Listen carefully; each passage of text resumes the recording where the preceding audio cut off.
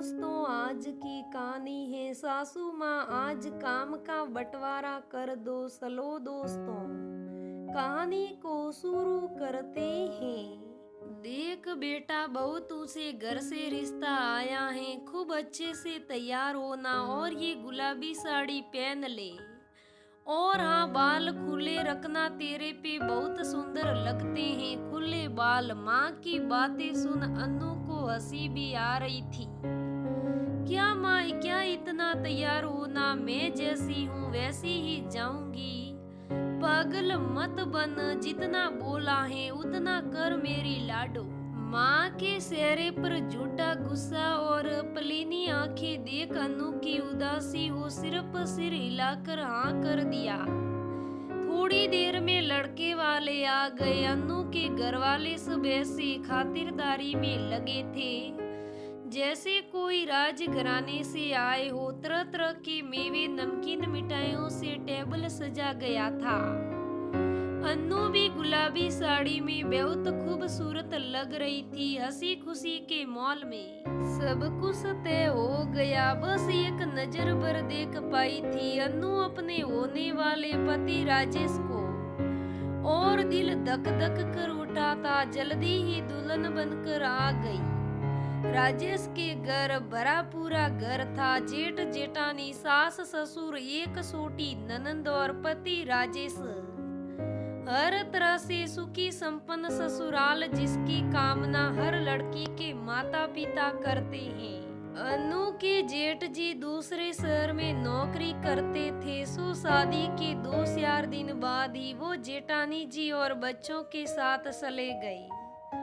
घर पे अब सिर्फ 5 लोग ही थे। शादी के कुछ दिनों बाद सासू माँ ने अनु की रसोई जिम्मेदारी संभालने को कहा। काम तो अपने घर भी करती ही थी, तो ये भी तो मेरा घर ही है। और सासू माँ भी साथ में मदद कर रही थी। 4-5 लोगों का खाना ही कितना होगा, ये सोच सो खुशी खुशी हामी भर दी अनु ने।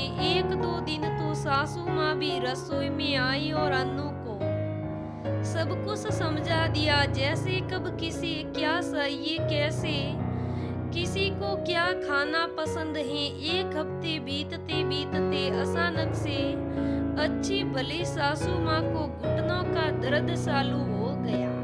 अब तो मुझसे ना हो पाएगा, बहू तो रसोई संभाल ले। अनु क्या कहती सासू माँ से, तो बस अकेली रसोई की देखभाल करती संभाल ली। ननंद रानी रीतू तो पहले ही सबकी लाडली थी, उससे तो कोई उम्मीद ही अनु को नहीं थी। अब रसोई की सारी जिम्मेदारी अनु पे थी, सुबह की चाय से लेकर रात के खाने तक की।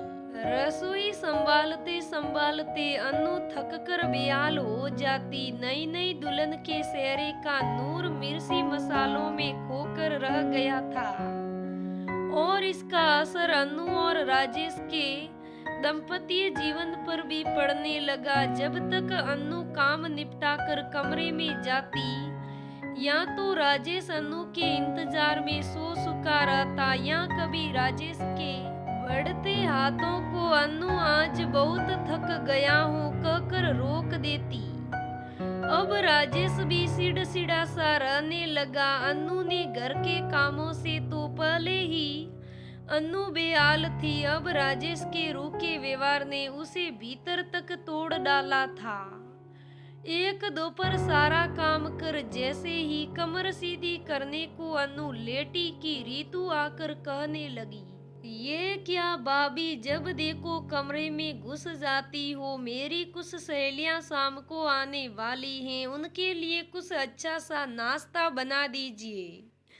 रीतू दीदी, मेरी कमर में दर्द है और थक भी गई हूँ, आप माजी से बोलकर बनवा लीजिए या फिर बाहर से मंगवा लीजिए। अनु का बोलना नहीं था कि रीतू ने अपनी माँ के कान भर दिए। गुस्से से आग बबूल हो गई। अनु की सास अनु के कमरे में आ उसे बातें सुनाने लगी।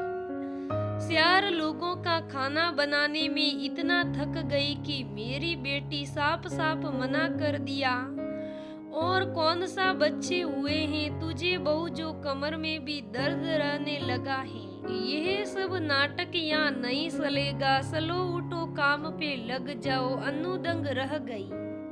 अपनी सासू माँ का ये रूप देख आज तक उसने सिर्फ इसलिए सारे काम किए थे कि उसे लगता था कि ये भी उसका ही घर है, लेकिन ये तो उसकी गलतफहमी थी। सासू माँ ने उसे बहू नहीं सिर्फ नौकरानी ही समझा था आज तक।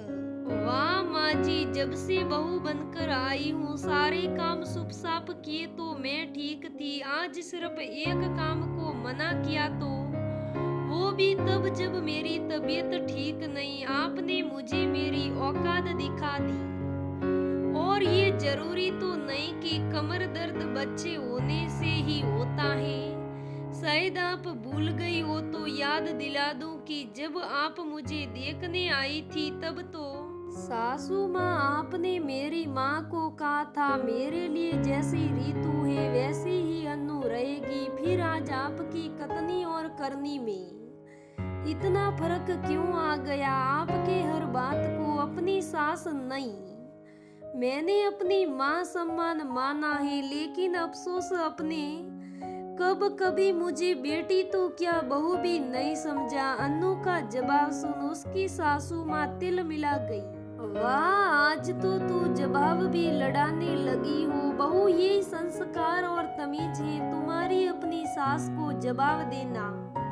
तुम्हारे आने से पहले तक मैंने ही तो सब संभाला था। बड़ी बहू भी तो 2-4 महीने तक रुक अपने पति के साथ गई थी। मैंने सोचा चलो छोटी बहू से सुख मिलेगा, लेकिन नहीं, बहू का सुख तो मेरी किस्मत में है ही नहीं।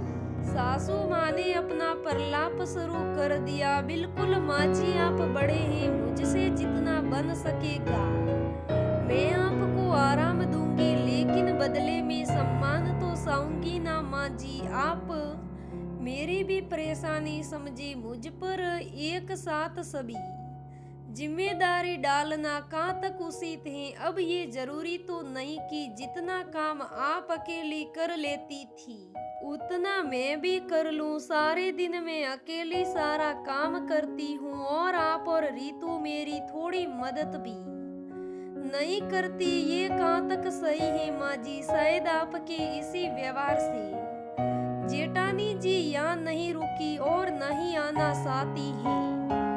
और माँ जी, संस्कारों की बात कहाँ से आई? यहाँ तो बात मेरे आत्मसम्मान और मेरे हक की है।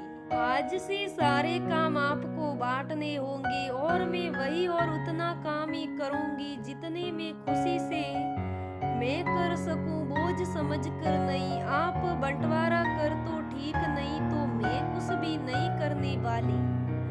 इतना क अन्नू अपने कमरे में चली गई। अन्नू की बात सुन उसकी सासू माँ के होश उड़ गए। उन्होंने कभी सोचा ही नहीं था अन्नू को ऐसा भी बोल सकती हैं। वो समझ गई इससे ज्यादा बात बड़ी तो उनका बेटा भी हाथ से निकल जाएगा।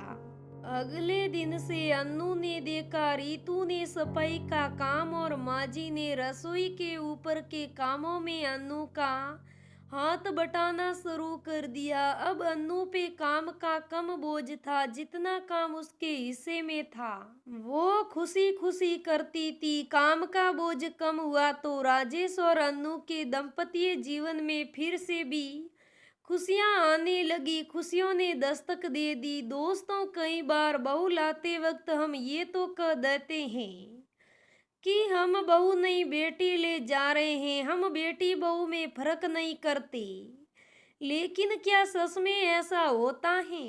आज भी हमारे समाज में बहुओं से तो कई उम्मीद करते हैं, लेकिन अपनी बेटियों से नहीं।